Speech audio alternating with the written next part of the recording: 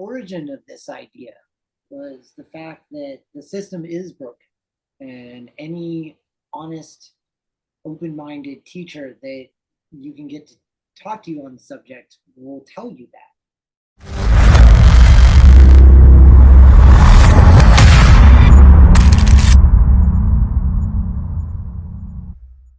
Welcome back to the Idea Supply Chain, where we take a look at where ideas come from and what makes those ideas valuable.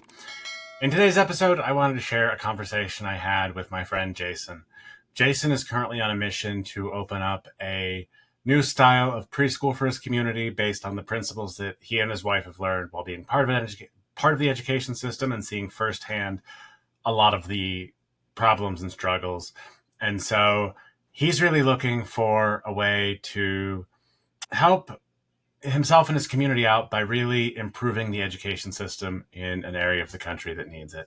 So I invite you to sit back and listen to this conversation where we dig into a lot of the problems with the current education system that he and his wife have experienced, what his plans are to kind of go forward. So if you like what you hear, there is a crowdfunding link in the description where you can support Jason's mission, and I will leave that up to you. But for now, just enjoy this conversation with someone who I think has a really deep personal experience with education in the United States of America. Like whatever reasons and details they have might differ a little bit, but they will say that the system is broken and that it doesn't, support people and, teach in appropriate ways and multiple things.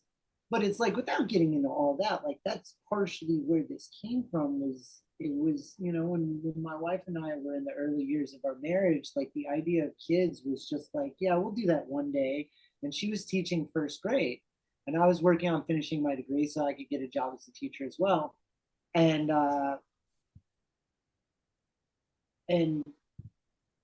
she just basically, like, the first year was the first year. Any teacher will tell you that the first year is like such a whirlwind that they can't remember half of it. And I mean, my first year was last year, and I could give you a summation of it. Otherwise, it was crazy. And apparently, I ended up getting a job at one of the hardest schools to teach at in Duval County, and Duval County is one of the most difficult counties in Florida. So apparently I got myself in one of the hardest situations just to start out.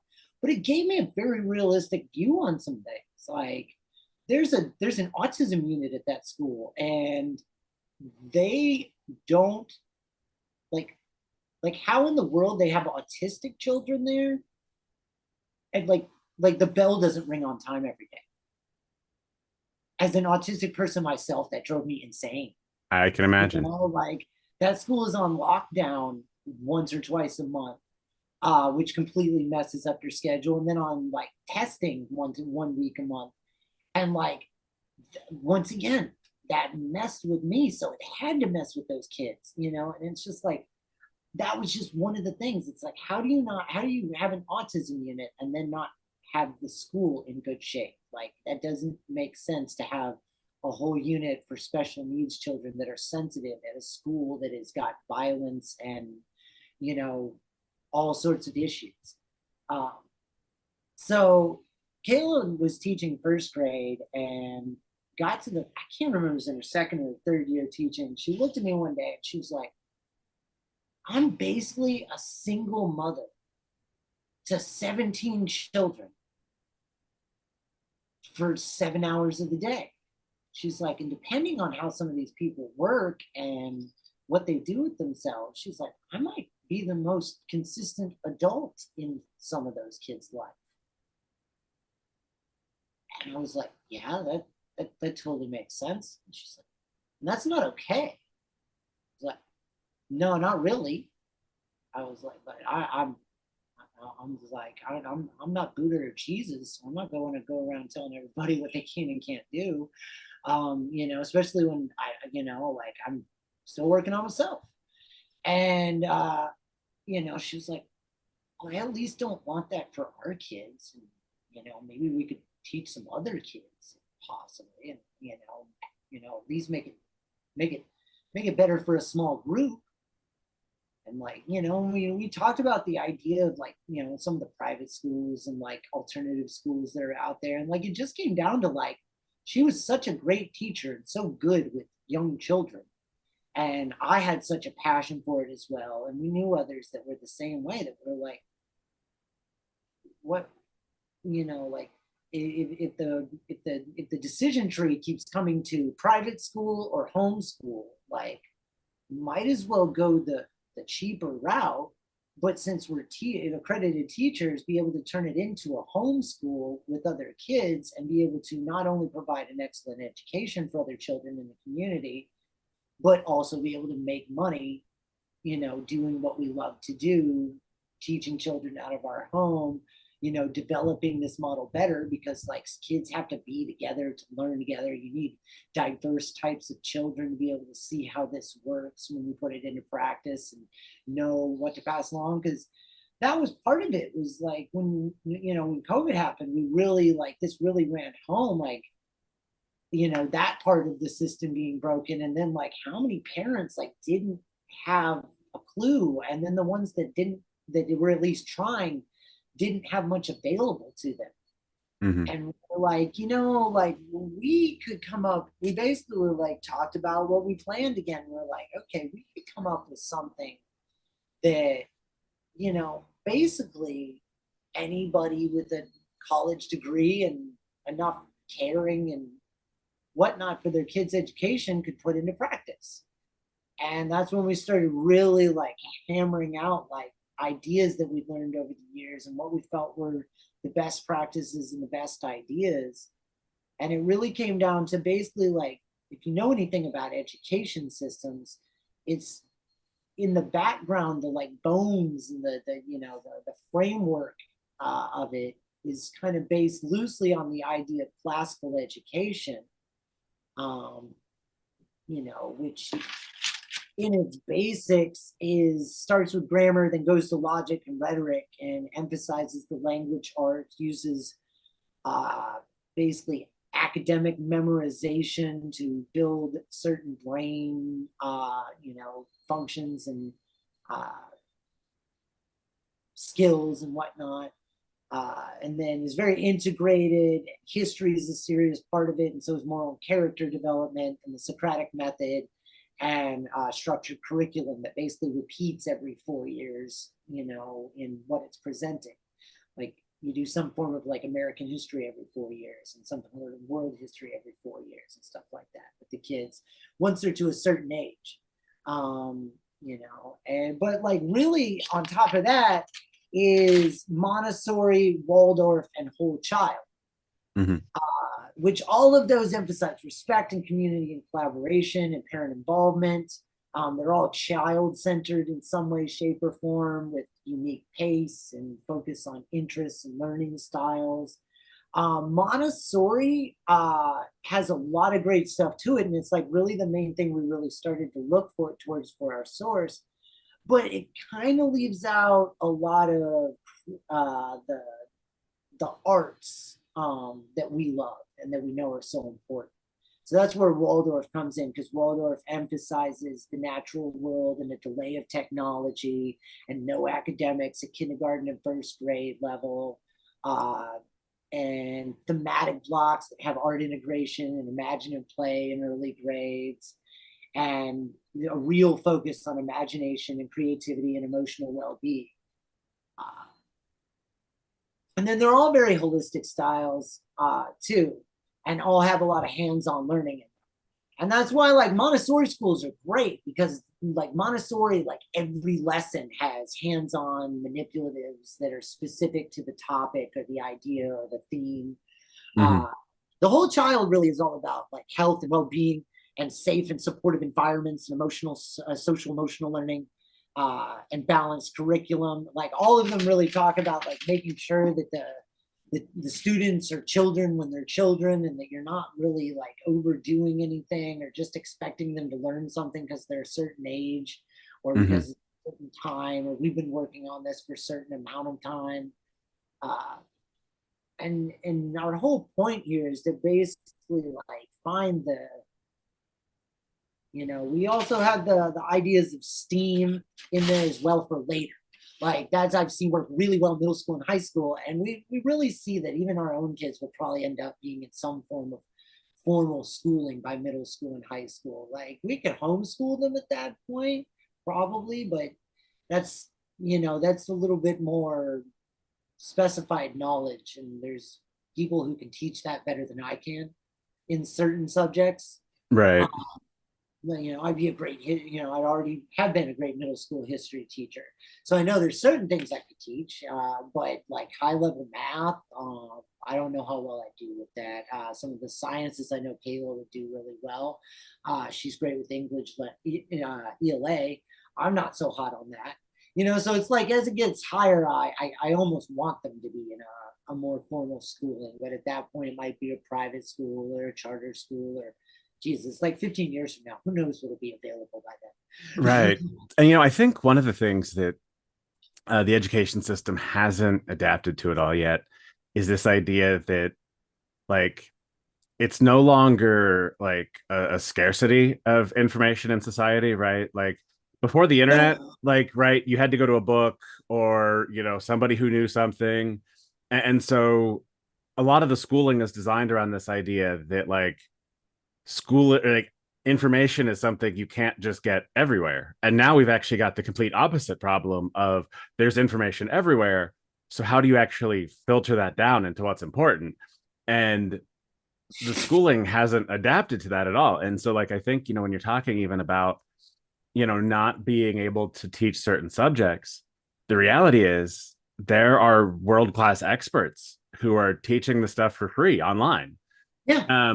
And I think when you really get into this idea of letting kids dictate what they learn based on their curiosity, and kind of going back to the idea of Montessori, I've been reading this book about some investors who actually were focusing on like college dropouts and everything at that and giving them money to go out and build, as opposed to being stuck in kind of this like degree seeking program.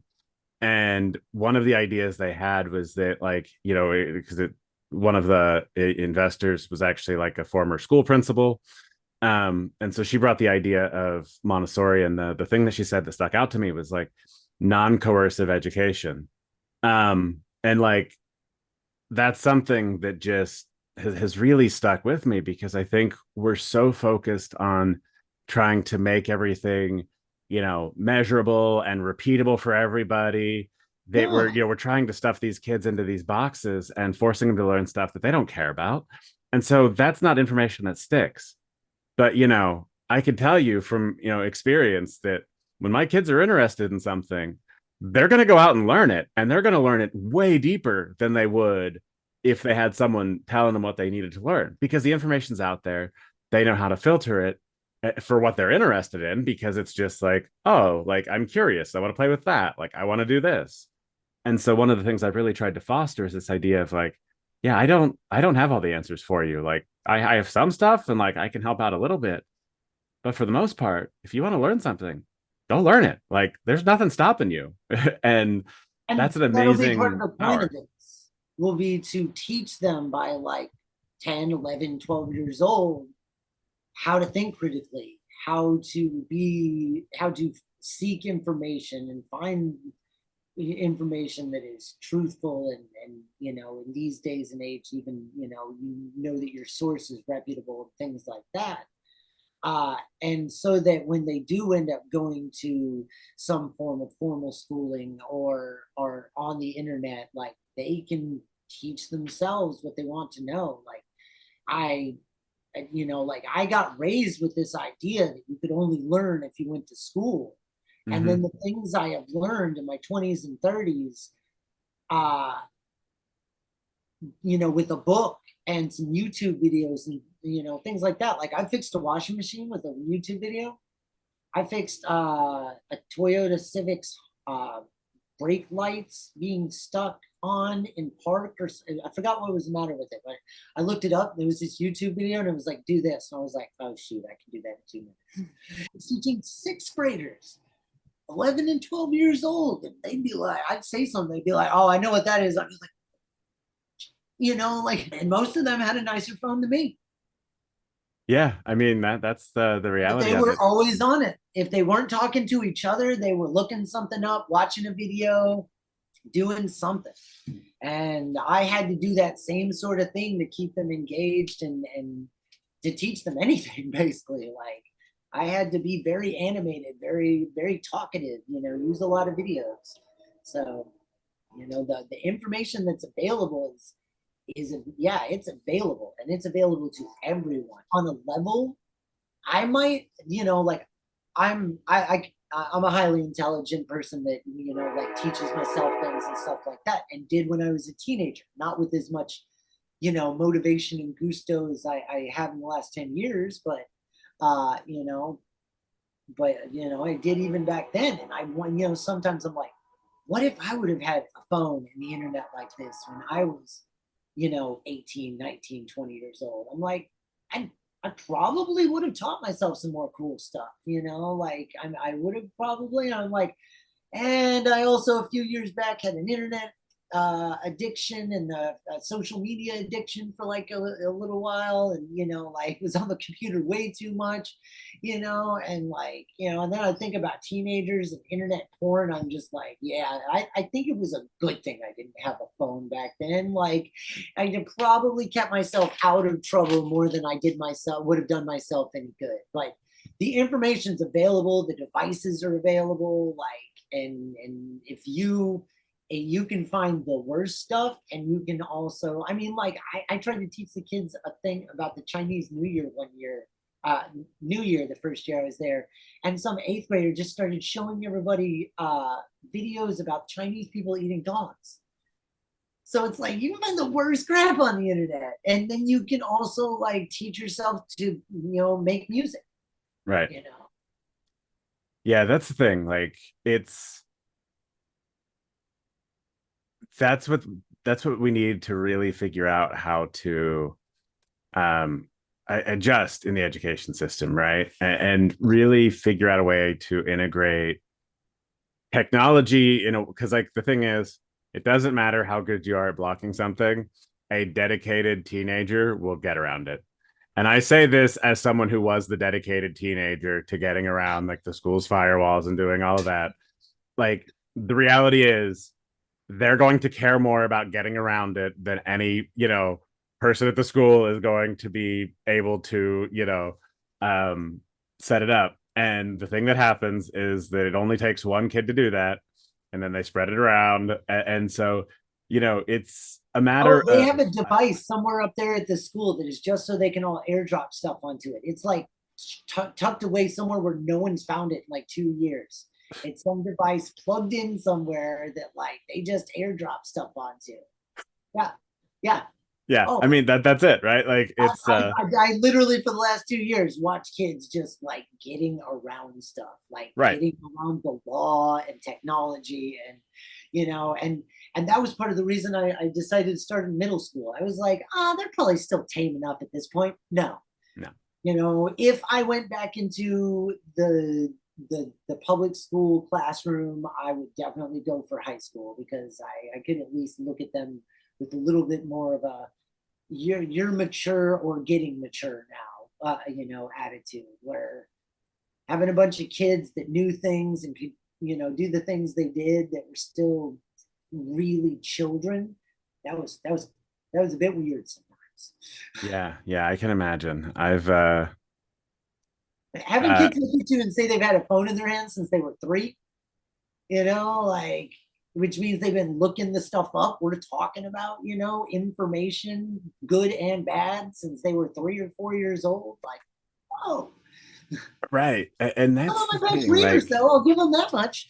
right. Yeah, that's it, right? But yeah, it's one of those things that I don't think we've figured out how to take in as much information as we do, right?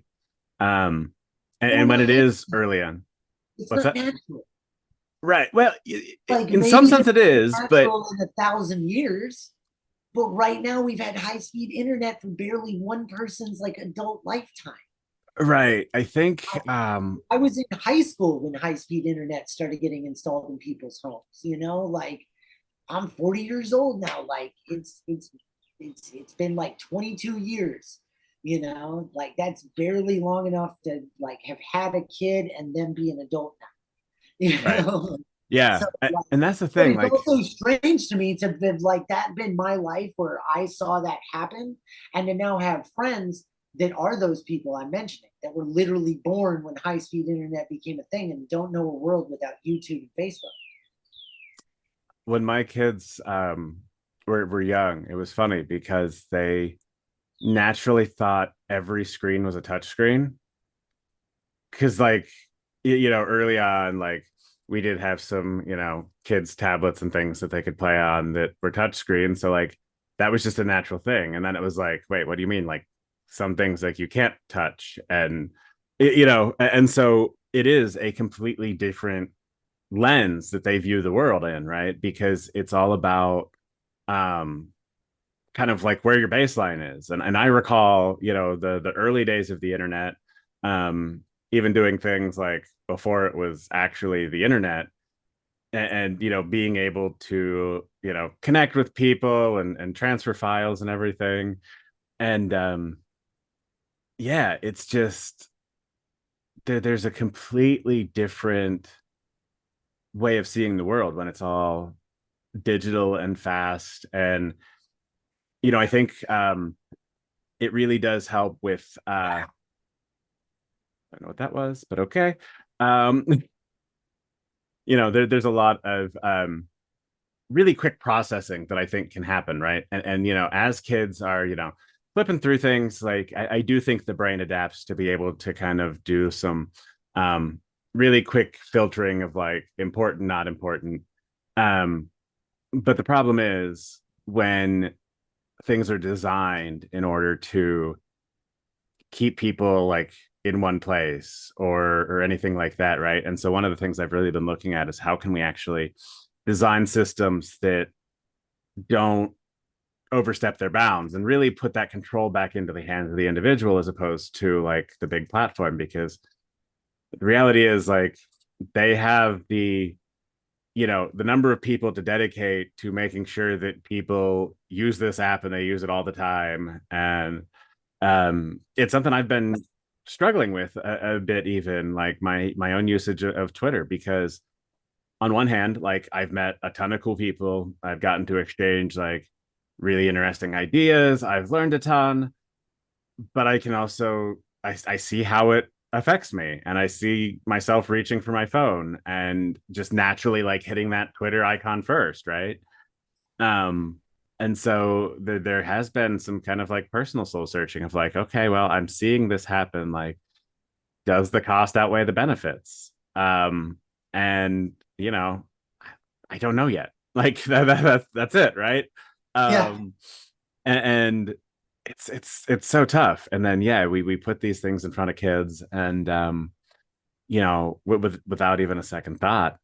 I've got another friend that I talk about this with pretty regularly, and it's See, like, that's been a big thing at our house has been making sure to give all that a good thought. right. My children do not touch my phone. I do my best to not mess with my phone unless it's important in front of them. If I get a phone call or need to use it for an extended period of time, I try to do it away from them. Those sorts of things. And like, so the couple times that like a relative has, you know, tried to do a video call, they're like staring at it like, what are you doing with this thing? And like the other Mhm. day, I had a talk with my oldest about how Grover cannot play ball with him. Because, like you're saying, he threw the one of his small balls at the screen. We have one screen in our house. It's a 24-inch, like nice, like HD monitor with blue light filtering, and like that's it. They sit like 15 feet from that thing when we watch Sesame Street. Because we've done a lot of research on the subject, and the little bit we can conclude is basically keep them away from screens before a year and a half. And when you do let them watch screens, like not for extended periods of time before 5 years old, and not closer than 10 feet. Mm-hmm. Well, the screen is up on a like elevated platform, and like even when they walk up near it, they can't get more than like 5 feet from it if they were like right underneath it staring at it, and that's uncomfortable for them. So about Right. the closest they can even get is 7, 8, 10 feet. So Yeah. and that's the way I'm going to keep it until all of them are, all the research we found basically said somewhere in the 5 to 7 range, most kids seem to be unaffected by all that. If like basically, as long as you keep them healthy up until then, at that point they can watch what they want to watch and sit where they want to sit. It doesn't really, seem to have much effect. Mm-hmm. But it seems like the younger years that the closeness of the screen and the duration of it and the intensity of the light seem to have effects, and are being tied to things like ADHD. Right. It's all correlation. So I don't put a lot of weight into things. I just when multiple pieces of research line up on something, I just use it as a guide to action. Yeah, And and I think that's important, right? Like just make all they because watch now is Sesame Street. One's 3, one's 2. Like I tried watching one episode of Pee Wee Herman's Playhouse because I watched that when I was a kid, thought it was great. And the 3-year-old kind of like seemed kind of into it, but the 2-year-old was just looking at me like, "What is this?" Like I was like, okay, we'll try that one again in a year or two. yeah. See if you're into it then. Maybe in like 6 months to a year, we'll try out Mr. Rogers. Like we'll try out something else that I remember being decently wholesome and based on educational principles when I was a kid. Yeah, that's the problem with like there's a proliferation of content. And actually, you know what, this might be um a good thing that you could think about as you're, wanting to build a school. Um Creating like actual like educational digital content, um that parents can have, right? That Yeah. you're giving them options. And this is something, I kind of mentioned I do a bit with economics and everything. And one of the things that I found that is most beneficial is if you want to fix a broken system, just give people better options and they'll start taking those options, right? And then as that gains momentum, the old system breaks down. And so, I think there's like one of the problems with the kind of incentive structure right now is like on YouTube, right? The vast majority of the monetization is through advertising, which all relies on large numbers of eyeballs. And also, I hate advertising. And one of the so I I've always kind of had a problem with advertising. I've thought it's been overused, but I remember like driving home with I think it was my oldest kid, and he was probably, I don't know, 5 at the time, and we were coming back from soccer practice or something. And I asked, I was like, okay, what do you want for dinner? Like, we'll just grab something on the way home. And he goes, how about Subway? And I was like, I don't think you ever had Subway. And he goes, yeah, Subway, eat fresh. And I was like, what? Like, you're just pulling these commercials out, right? Yeah. And like that's the type of stuff that we don't value human attention particularly highly.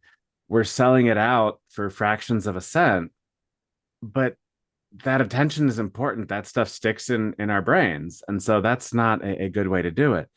And so I really like the idea of tying like actual content into like bigger like visions, right? It's not about making videos so that make money through advertising. It's about making videos in support of a school that is working on celebrating these principles, right? It's something that allows you to take the ideas that you're putting into this school and creating something scalable for it. Because then you can create stuff like that pretty cheaply, have very little cost of distribution, and so you're able to kind of distribute things way easier than it used to be, right? And so there's this very low cost of getting things into the hands of people. See, I have another idea for that. Okay. I totally agree with you. Like making videos for certain things to help out parents that are teaching their children is definitely a great way to go. But I'm actually working on an idea that for a channel like yours, but less with interviews, and I'm gonna call it Chef Daddy 9000. It's had like several names as I've been rolling over this idea over the years. Like, I don't, I'm not big on putting myself out there. Like, I do have great ideas, and I do want to make the world a better place. But I've just put myself out there so many times in life and been told that it's not good enough, or that you know, different things. And so, but I have put myself out there in life and been, gotten, the respect and accolades that I felt were deserving of it. So, I definitely, still feel that I have good ideas and will put myself out there at times. One of these days when I get a new computer, I will definitely be writing music again, so that I can put that out there. But no, the Chef 99,000 thing is, we used to call it Chef Not 5,000, because it was going to be me talking about being an autistic person while teaching people how to cook. But now I'm just like, you know what, that's become just such a part of my life that, like, unless somebody really wanted to talk about that, like, it's not something I talk about a lot anymore. But like, I'm a dad 24/7 now.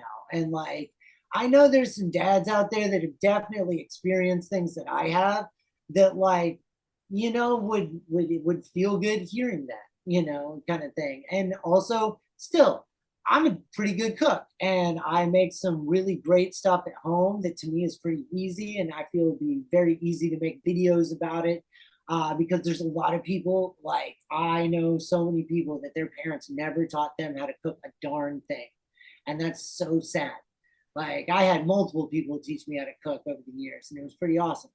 Uh, but so, like, that's like, the idea is that, like, uh, it'll just be like, that'll be the content of it, is just, and like, I'm not doing it. Like, like, we looked up for another idea that Kayla had, we looked up the monetization of doing videos on Facebook and YouTube, and we're like, oh my God, that's so little.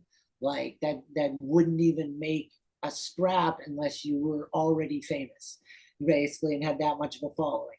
Uh, so like, I'm not trying to do it for anything like that. I just want to put it out there so that, like, if people want to know how to make some nice salmon and broccoli, like, they can look up the video and have somebody walk them through it, and feel like they can make themselves a nice meal. And then, like, the same kind of thing with the other side of it, like, do pick topics about being a dad or a parent, or different things about my kids and stuff like that, and like, talk about it for 10 or 15 minutes, in an organized fashion that I feel would be beneficial to others to hear. And I'm Yeah, just doing that because whether 100 people watched it or 1 million people watched it could be helpful, it could be beneficial. that's it. One of the things I would recommend is, And because, like you said, I can do it for practically nothing and put it right. out there, and it just exists and be something good. Yeah, I would definitely say start as soon as possible. Because the reality is, like, and I say this I from would personal start experience. tomorrow if I had the means. I have a phone that's 5 years old, and I'm not doing anything to it because it has everything from my kids on it. And if any of that got erased or messed up, I'd be upset. And I have a computer that's 10 years old. Now, the second I can get a camera and a better computer, I will, I'll spend all my free time on this for a little while. The same thing with writing music. So the one thing I'll say on that, and the reason I say, like, start as soon as possible in, like, whatever thing you can, um, enjoy the fact that, like, nobody's going to watch your early stuff, right? Like, and it's really all about experimentation and just figuring out what Yeah. you like. And so I've But I don't know how been to edit a video on my phone and put it on YouTube. Like that. That's I'm not. I don't like having a bunch of. I've but already done some cool things with basic AI engines and things like that that have made me, I used to, it's one of those things. I actually had a teacher in the room next to me at the beginning of the year that used to work on the AI with Facebook. And he explained exactly what AI actually was to me. And I was like, oh, I'm not that bothered by that. Like I used to, before I had that understanding, I was bothered by the idea of artificial intelligence, and he's like, no, it's not even what people think it is. It's all marketing, right? Like it's And then he explains it to me. I was like, well, if you use that right, that's just a tool. That's really beneficial, And then he showed me that's it. It is and how to write lesson plans from it. And I was just like, all right, that's pretty cool. And that's going to really help me out. So I'm just going to see where this goes now. Like you're saying, like, like there's parts of it, like VR headsets that I'm just like, oh, that's going to be a problem for some people, And then there's things like, properly using something like ChatGPT to make your life easier, where I'm just like, yeah, that's beneficial. That's helpful. That helps people like live their life in a more efficient, way. Like, there's just parts to it that I definitely see the benefit of. But I mean, there's so much in life like that. Like that's how a car is. You drive a car like an idiot, then it's dangerous and it's a problem. But if you drive a car properly and properly maintain it, like, then it's a wonderful tool. It's right. And like I've always said, I love driving. I hate driving around other people. Like, and again, it kind of goes back to this idea of choice, right? Like you give people choices, and they will take the choice that's actually better, eventually. And it's about making it visible and showing them that there is a choice, and that's something that I'm really excited by. There's a guy that I follow. I kind of found him on Twitter. I've talked to him a few times, but he's got a book called The Pathless Path. Highly recommend it, just for anybody, honestly. But basically, he talks about his life, and he kind of went into like high level like consulting, and kind of realized that like he was just killing himself and like doing all this stuff that is not anything that he really wanted to do. And now he's like, my brother would realize that. Yeah, it's something that people just don't consider. And now he writes, I think he does like maybe a little consulting, but when his kid was born, he took like 9 months off. Like he set up his life to where he doesn't have to make a ton of money. And that's not in any way like how he structures his life. And it's all about like living the life that he wants to live, just being super intentional about his choices and saying like, this is how it is, and refusing to kind of play by the set rules. And it's always funny to see like people have a really hard time dealing with that a lot of times, like because it's one of those, I think, when people see someone not conforming to the rules that they are following, it's like, oh well, there's got to be something wrong there, because otherwise I have to admit that maybe like I wasn't making the best choice for myself, right? And so it's, you have to kind of deal with the anger that they are actually feeling like towards their choices, because they don't view it as an option for themselves. And so it's like, oh well, that has to be there's something just wrong there, and it's morally reprehensible and everything. And it's like, well no. I call it the my mommy can't be wrong problem. Yes. Yeah, all those rules come from being taught what is appropriate and supposed to. Gosh, I can't stand that word. That's what I always try to catch too. It's like, okay. Yeah, anytime I find myself about to say supposed to my children, I look for a better way to say it. Yeah, and that's something I've done too. But yeah, all that was taught to us by parents and grandparents and stuff like that. And it's like we all have people from that like we aren't really ingrained in, but we all came from our mothers. Mm-hmm. And it's like like it's the same thing that people have a problem with the idea of a bad mom. It's like, yes, there are bad moms out there. There are moms that don't care, that don't help their children, that don't, that aren't involved, Right. and a lot of people have a real issue even hearing that, because even on the worst day, their mom was, was who she was, and that's why I call that violation of the rules that you're talking about. That my mom, you can't be wrong, because that's how it was for me when I got out in the world. I did some things that my mom told me weren't right, and I was like, but that wasn't that bad. I was Right. wrong, like. And I realized over the years, admitting that to myself, that some people can't admit that to themselves. And that's why the people that are willing to operate outside the box and do it their own way and violate the rules, so to speak, rub the people who can't, admit that level of things to themselves, who can't open up like that. That's why the rub is there. I will say, so it's That deep and ingrained in my brain. right. It was actually really funny for me. So it was during the pandemic when suddenly I was able to kind of work from home and set up life the way I wanted it to be set up. That's actually when I discovered that I'm autistic and ADHD. And so it was this like kind of period of self-discovery. And so one of the things is I kind of realized like I started seeing through the social constructs, right? And you start pulling on that thread and you realize that like, oh, none of this is real. You might have been there for a while,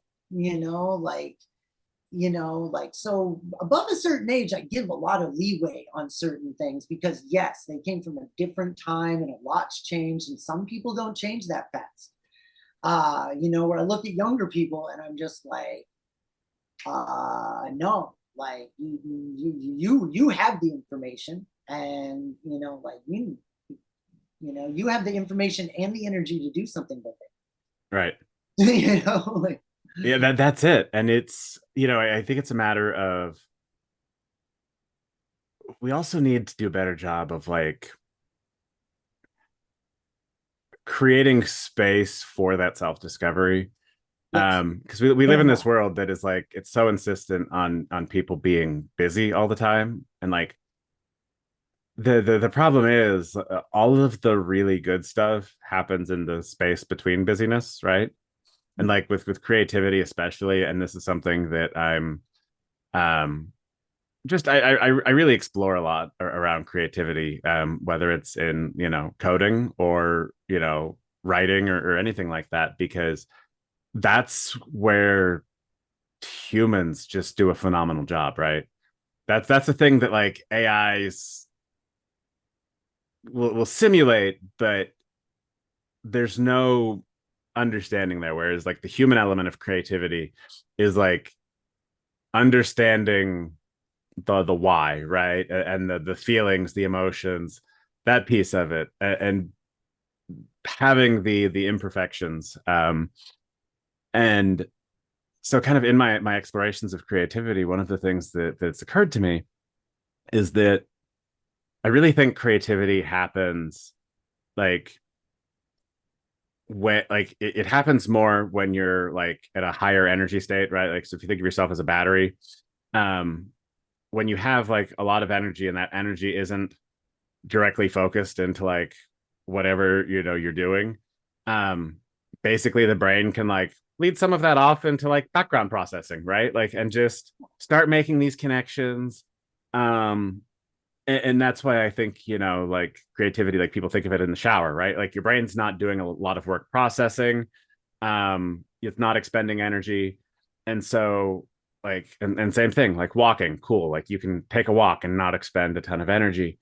um well, even me, in the last few months, it's exhausting to take care of my kids on a physical level, and some days are mentally, emotionally can right. wear in ways.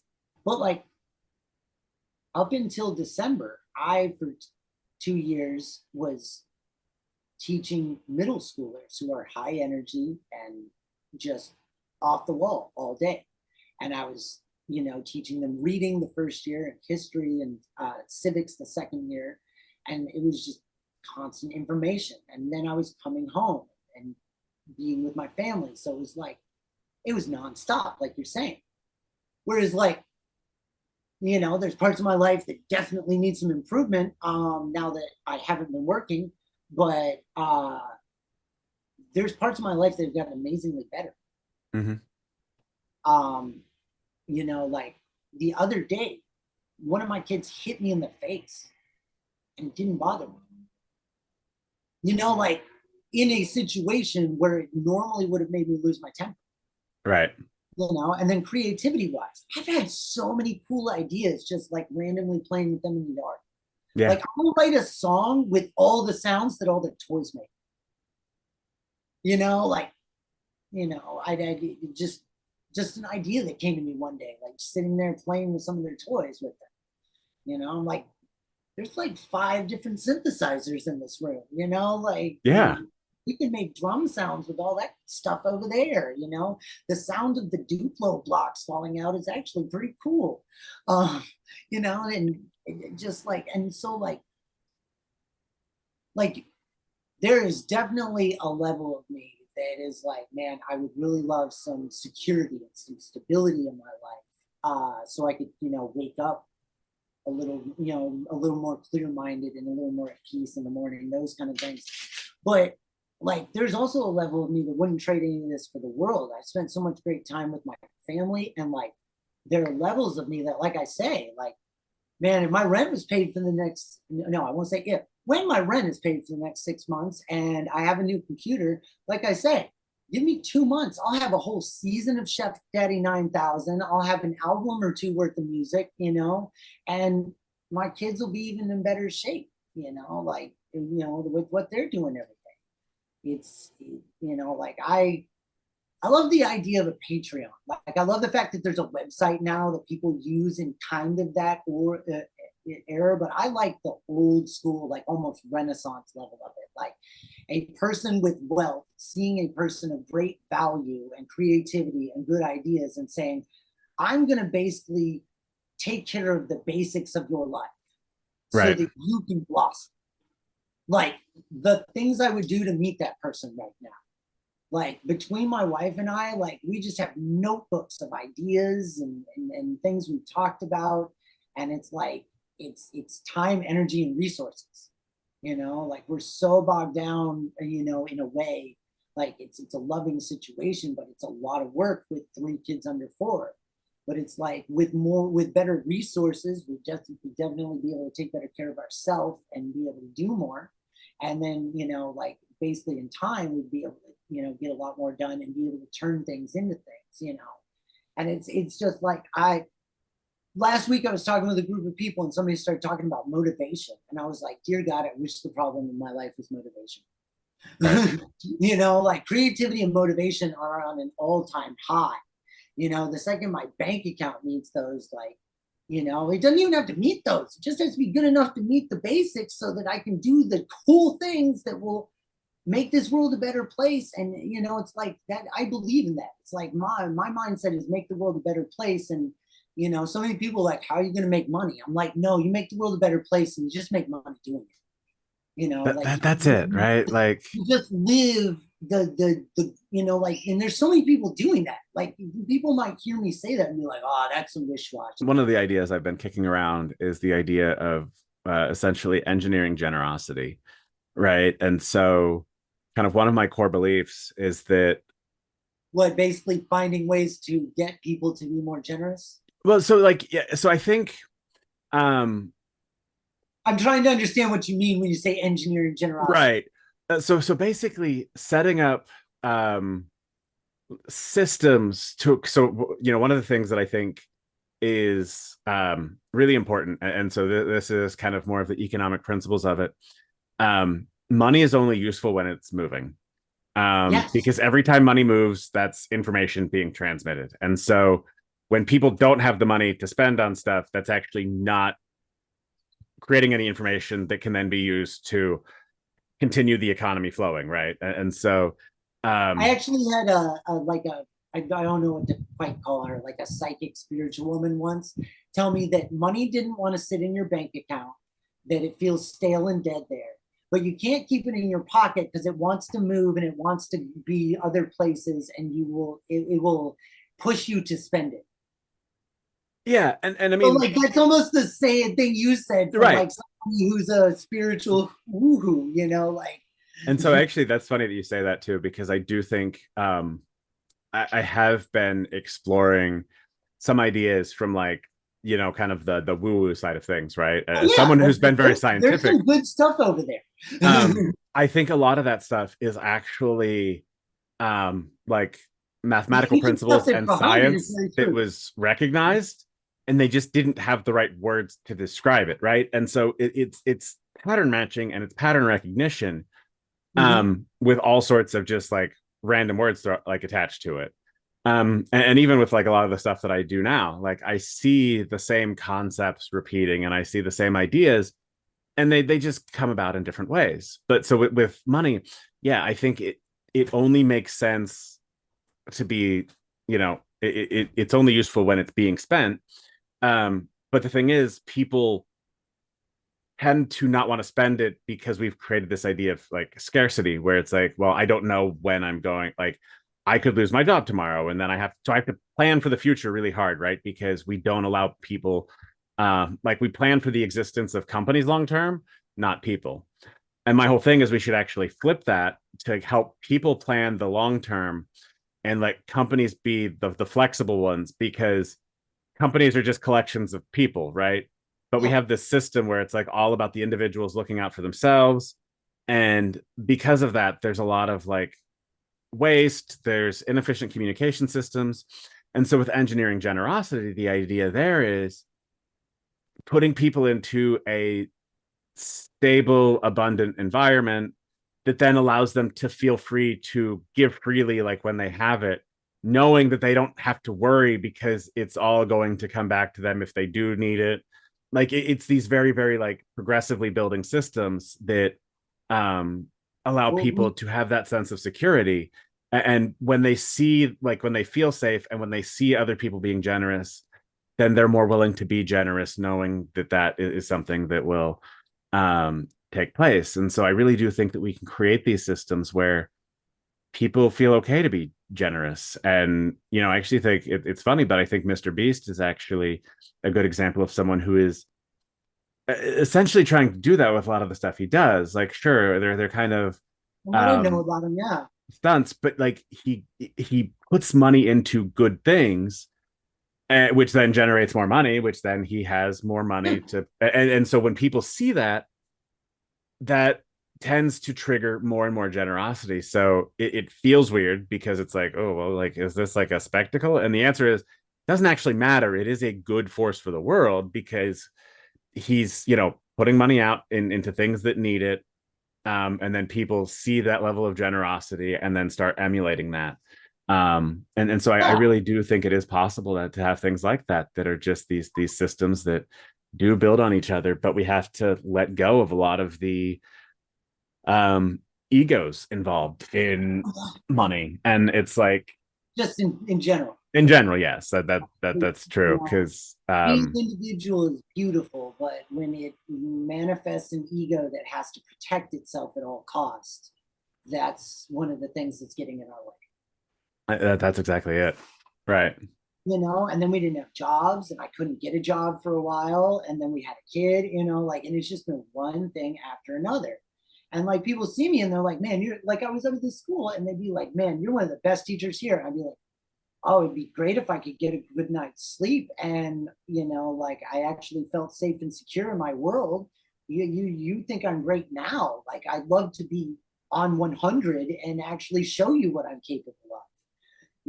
Like, and then like recently I've had some people like meet me and like think I'm a super awesome person. I'm my wife the same way. And I'm just like, same thing, man. I can't wait for you, if you keep up with us, to see us in 2, 3, 5 years when we're kicking butt, and we're doing all sorts of things and got all sorts of great things to talk about all the time, and because like that, like, but she asked me the other day, she was like, how do you invest and not be in the stock market and crap like that? Because she has a serious issue with all that. Like, I grew up in a stock market family. Like, I totally understand that real estate is an investment to some people, where she like sees all that, it's almost morally wrong. So I was like, you invest in people. Yeah. She looked at me and she was like, what do you mean? I was like, there's people like you with $1 million ideas. Like she came up with this, all natural, as long as you're not allergic to coconuts or almonds, allergen free, breast milk alternative that we call cacao milk, that like is brilliant. And like, if somebody knew how to turn it into a thing, like, and had the money to like invest in that and make it a thing, like, she's all about it. Like, go there, and like, that's what I told her. I was like, you find the people with the $1 million ideas and you give them $1 million. And you just be like, hey, when you make $10 million, give me $2 million back. Like, you don't ask them for a lot. You just ask them for something fair, and like, and if somebody flops, no big deal. We're all human. You'll be understanding. You don't hold it over their head, like that, see, like, that's just what I explained to her. I explained to her the basics of my understanding of, what you were talking about with Mr. Beast, like just investing in people and understanding that nobody's going to hit the mark 100% of the time. well, and that's how it works at the top of the economy, right? And it's funny, you and I kind aren't of, at the top of the economy, so right. Well, that's it. And so, it's funny because, being in the startup world, right? You see certain people who are connected, and it's like, oh, like, I'll jot something down on the back of a napkin, and people like throw millions at them. And it's like other people who aren't connected have ideas and they can't even like get them in front of people. And like, it's one of those things that eventually you can typically find somebody, but it's so hard a lot of times. yeah. Um, and yeah, it's like some people are just playing on easy mode as far as that goes. And I'll say it's not easy to like Yeah, I don't build believe a that. company I that's believe the people. sustainable. I've been reading the Day of Piglet. It's teaching Taoist virtue, which is virtue. Taoists don't see virtue as like we see virtues. Virtue to them is exactly what we're talking about. What makes you unique that's worth something to the world. Mm. And the last two chapters we've been reading has been the Eeyore effect and the Tigger tendency. Basically, like how everybody's doom and gloom and a crappy person these days, and then the Tigger tendency of impulsiveness and all those being into everything and all that kind of stuff. So it's yeah, it's great to read that kind of stuff with your family every day, and then like have real life moments that you're like, man, I just read something. Yeah. Oh, that's awesome. And that's what I'm saying is like, there's like, I go to the grocery store and it's so hard to not have an Eeyore conversation with someone, and then like you're like, hey, let's have a conversation about that school and everything else that pops into our mind. Like, that's fun, like it's just it's nice to have fun with another human being, just talking and like having good ideas, and then that be the point, Yeah, like. that's it. I mean, everything stems from ideas. And I think if we get into a place where we can actually be better at sharing ideas with the world and having the world respond to those ideas, and giving ideas a chance, right? Before, like, we kill so many ideas without giving them a shot. Yeah. And that's A really poet I where, like says, thoughts become things and your words will give you wings. there you go. Mhm. Perfect place to end. All right. Well, All right, thanks, everyone. Jason. This was a Talk to you pleasure. later.